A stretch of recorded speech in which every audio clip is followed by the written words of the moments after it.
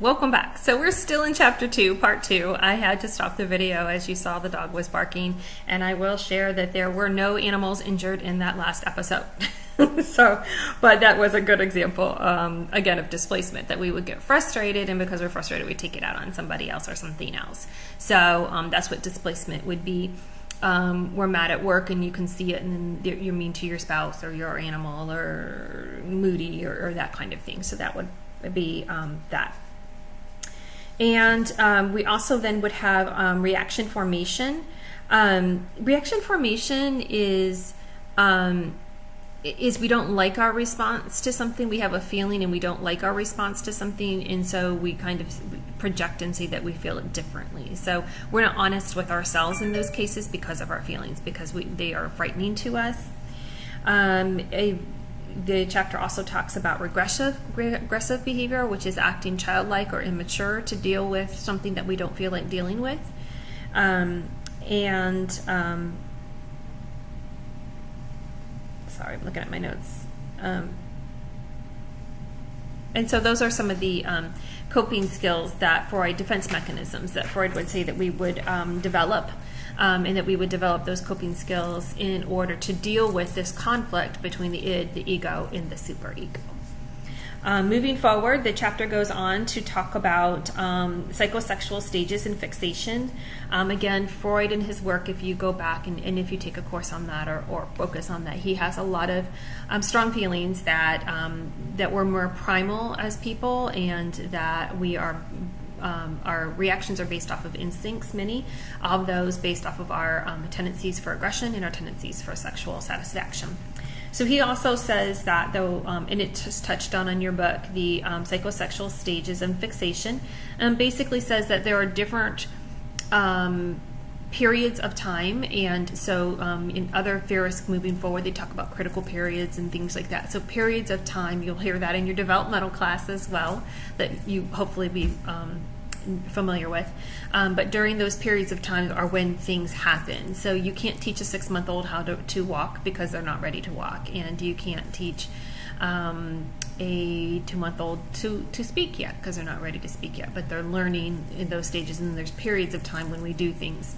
So he talks about these stages as well a little differently, and he believes the first stage of life is the oral stage, and that's between birth and 1 year old, and that's when the child is fixated on getting their needs met orally. So that's because they're eating. And so if those needs are not met orally, then they can become fixated or stuck or create anxiety for them, and those people might become smokers. They might need to have something in their mouth all the time. They might be ice chewers because that need wasn't satisfied when they were very, very little, and so they always have a sense of anxiety that they wouldn't have food. He says the anal stages happen between 2 or 3, which would align with potty training.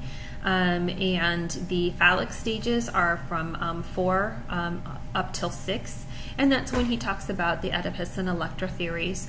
Again, in another class, he'll go through all of those. They always are entertaining to the student when he talks about their desire as they understand more about their private parts and their gender. And finally, he goes into the latency and gentle stages, which go from 6 to puberty. So he basically says during each of those stages of development, we have needs, and if those needs are not met, then we become fixated or stuck in those stages, and we're not able to move forward. And when we talk about needs, it's not as advanced as you might think it means. It means, like for anal stages, is that potty training goes smoothly, and that we are supported in that process. And if potty training goes smoothly and we're supported in the process, everything is good.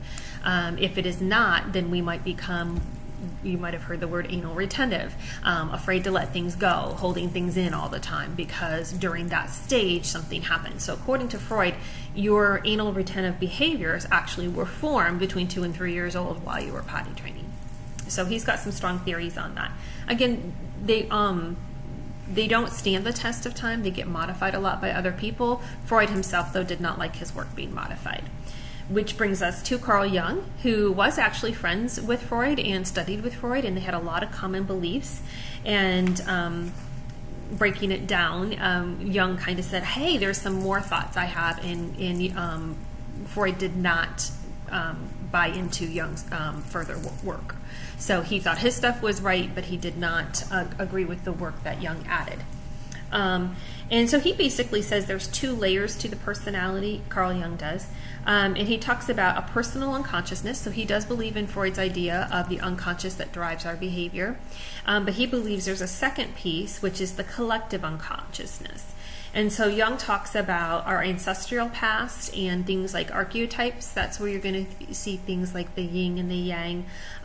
He also believes in things like a universal memory or an instinct that guides us in behaviors, and often feels that we have spirit guides, such as are projected in dreams and things like that. So he believes that the history, the lineage that we come from and who we are and the instincts that we come to this world with also guide our personality and our behaviors, that we were born for greatness, or we're born for certain things.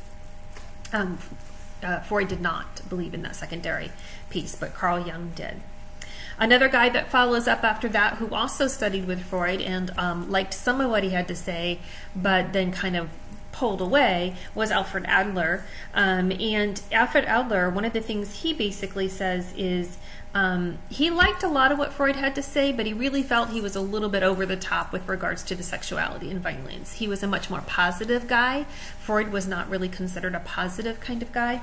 Adler was, and he really believed that one of the driving pieces of our personality, while believing much of it was unconsciousness, was the need or the strive, the desire to be superior, to be better, that we were self-driven to be better and to better ourselves. And Freud didn't. He believed we were more animalistic.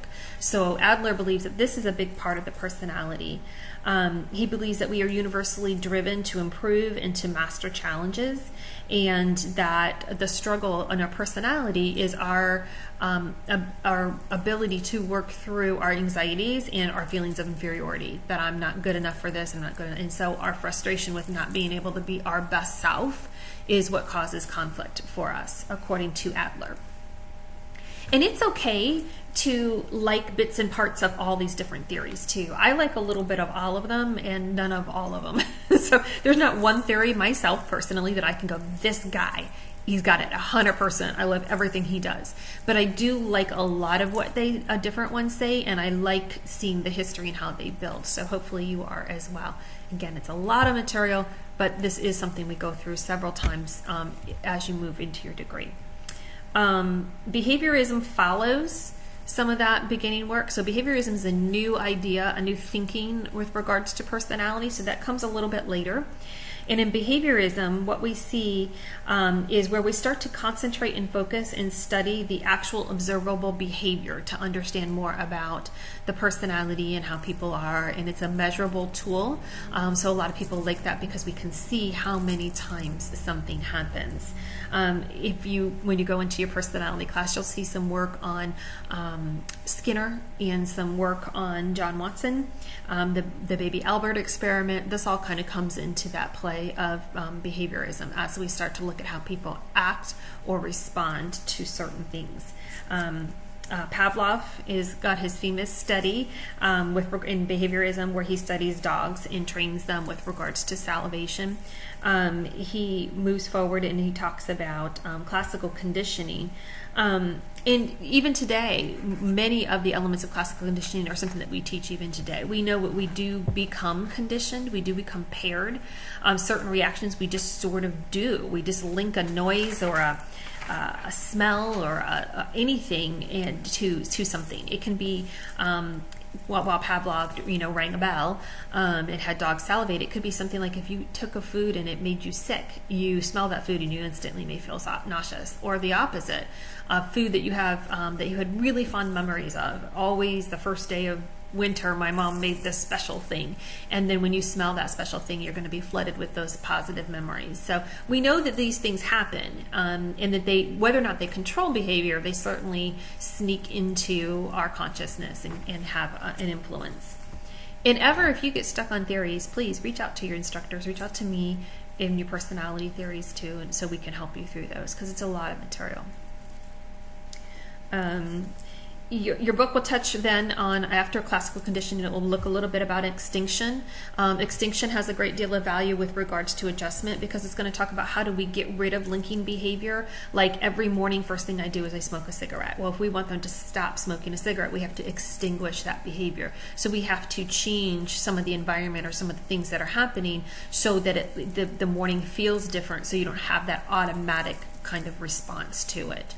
So it definitely is a factor. And with regards to adjustment, if there are things that we do, we might need to do those things a little differently. Not to say that you shouldn't wake up. Obviously you wake up and maybe you brush your teeth, but maybe you need to drink coffee and then brush your teeth, or brush your teeth, whatever you do differently that doesn't set off that trigger.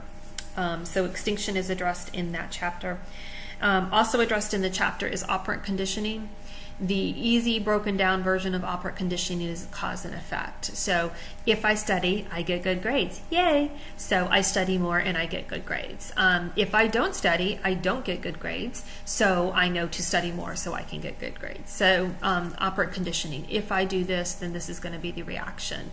So we learn to adjust our behavior to get the responses we want. Hopefully. Some people have trouble not necessarily learning, but they keep doing the same old things, thinking that the results would be different, and we know that that's not the case, or typically that's not the case. Reinforcement and punishment are also addressed in this chapter, and are very, very important.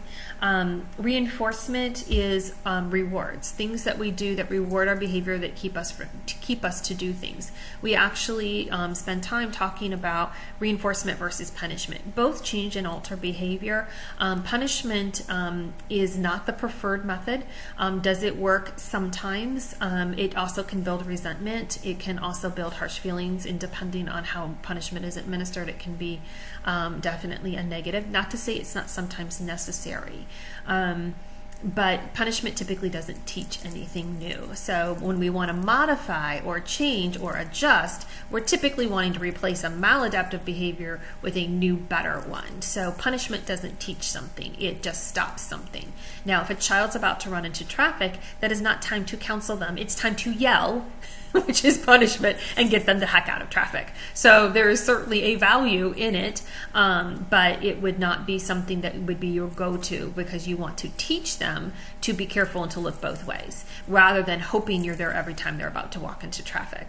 So, frequently our lives is a modification of all of those things. So what can I do differently? What can I do better? So reinforcement is giving ourselves a reward. Punishment is a harshness or a negative that follows a behavior. And a term that I see is confused frequently is negative reinforcement. Students frequently get confused on it. Once you get it, you won't forget it, hopefully, but it is hard to get. Negative reinforcement is when there is a negative thing that's already in existence, and by taking away that negative thing, we feel better. We feel a sense of relief. A good example, I think, for students who get stuck on it is the seatbelt. When you get into your car and it does beep, beep, beep, beep, and then when you fasten the seatbelt, the noise goes away. So the noise is already there, and it's intended to irritate you enough that you will put on your seatbelt. And so the reinforcement comes from stopping the beeping behavior. And ultimately, the car manufacturers typically alter our behavior and have us wearing a seatbelt, and then that becomes a habit, and we always put our seatbelt on. Or hopefully we do. People do workarounds, they just pull it, they turn it off, they do things like that, and that would not be adjusting or modifying our behavior in the way that they would like to be seen. So hopefully that makes sense. I'm going to stop this video here because I don't want it to become so long that you fall asleep, and then I'm going to add a part 3 so that you can break it up into segments when you watch it. There is just so much in this chapter, and I want you to be able to go back and review any parts that you want. And again, if you get stuck, let us know, but this material is material that you're going to find all throughout your Psychology of Personality class too. So hang on, I'll be right back.